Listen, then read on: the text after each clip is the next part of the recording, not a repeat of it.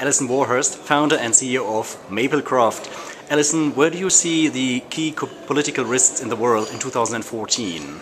Good afternoon. Well, that's an interesting question because where I see the key political risks in the world is the same place that the key economic growth is occurring. So if we look at a political risk map here, what you will see is that in Latin America, growth is occurring in Colombia, in Peru, and those are also countries which show political risk in terms of risk of political violence, in the case of Colombia, terrorism. On Africa, for example, where is the growth occurring? It's occurring in Nigeria, it's occurring in Uganda, Kenya.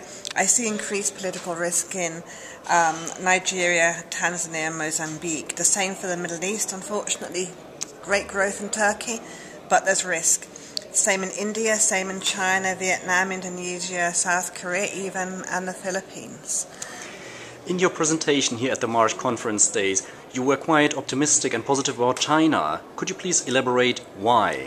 Well, because if we look at what are the drivers of that political risk, it's mainly societal risk.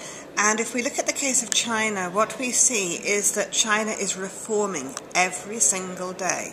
China recognizes that the growth that it's had to date has not necessarily been balanced, and it's about having balanced growth. It's about actually reinvesting the benefits from business investment back in the economy on housing, infrastructure, education, health. That's what people are looking for, and if they don't get that, then in these growth economies they potentially can start protesting, and it's where you see a government not responding effectively through reform to those protests that we see the risk of what we call societally induced regime change, or where we see the risk, for example, of expropriation, resource nationalism, which for the oil and gas business means bad news.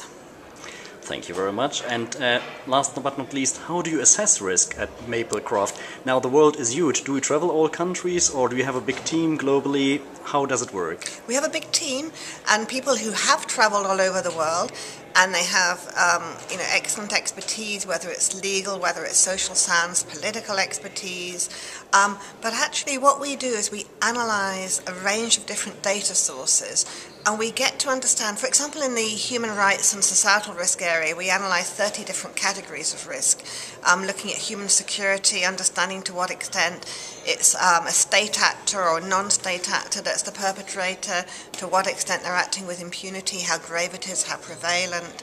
And we build up this detailed bottom-up picture to understand the risk trends over almost 10 years of data now.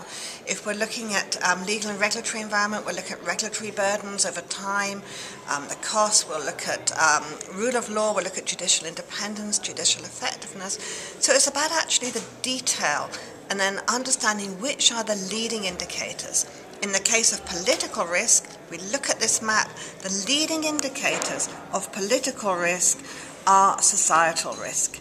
The legal and regulatory environment, the business environment is much more attractive in these high growth economies, but what we must distinguish between is which of those growth economies are managing societal unrest and which of them are failing to address societal disquiet about how the business benefits are distributed. Thank you. Alyson, thank you very much indeed, and I wish you all the best. Thank you very much indeed. Thank you, a pleasure.